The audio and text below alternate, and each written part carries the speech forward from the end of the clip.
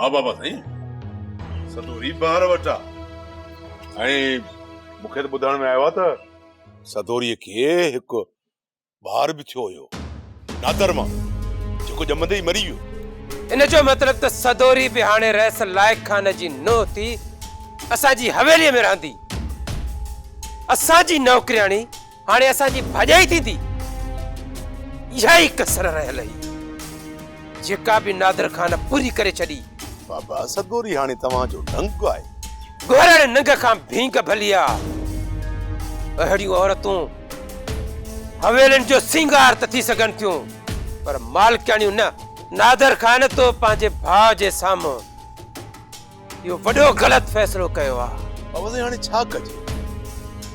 जेको पाणी पुल जे हेठां गुज़रणो हुयो गुज़री चुको, जेको थियणो हुयो थी चुको। अॼु न त सुभाणे या सदोरी तव्हां वटि अची वेंदी।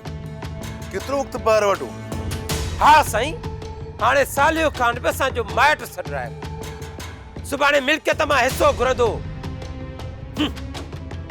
असांजी हवेली थी जाए यतीम खानो। ये हुकुम जे सरकार कम अहिड़ो था कयो जो हिननि जी शादी टोड़ा था चए। कीअं शादी टुटंदी? नादर खान मस्त लॻो पियो आहे। वो सदोरीअ खे कॾहिं बि तलाक न ॾींदो।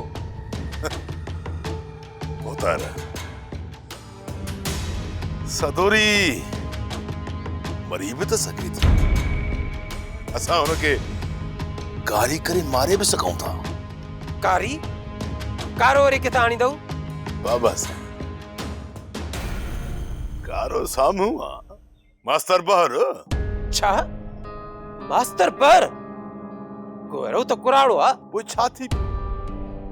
बाबा साईं धारियो त आहे न। दुनिया खे कहिड़ी ख़बर मास्तर ॿार कहिड़े हाल में हुयो? दुनिया इहो सम्झंदी त सदोरी कारी थी मरी वई। धारे सां रहंदे रैस नादर खान गैरत में अची करे सदोरी खे क़त्ल करे छॾियो। वरी नादिर? सदोरीअ खे त जॾहिं असां मारायूं था त पोइ नादिर जो नालो छो? बाबा साईं तव्हां बादशाह माण्हू। सदोरी मरंदी त नादर खान खे जीपट ईंदी ऐं नादर खे जीपट आई त हू चुप करे वेंदो। हू तव्हांजे साम्हूं थींदो ऐं तव्हांजे साम्हूं हथियार बि खणी सघे थो। इन खां सुठो न आहे त भली 2-3 ॾींहं नादर खान जेल में हुजे। मिली आहीं त वॾो प्लानर। वाह जी रांद रचाई अथई। ईअं ई करणो पवंदो गोर न त नादर ऐं अदी मेहरू पाण में मिली वेंदा ऐं मुंहिंजो पतो कटे छॾींदा। हर त पोइ कयां कुआड़ीअ खे तिखो। गोर नेक कम में देर कहिड़ी आहे? सोप सीरियल सिंध जाई तमाम एपिसोड्स ॾिसो हाणे HD क्वालिटीअ में। विजिट करियो असांजो YouTube channel Sindh TV HD drama. Subscribe कयो असांजो official YouTube channel Sindh TV HD drama ऐं वधीक अपडेट लाइ बेल आइकन खे क्लिक करियो।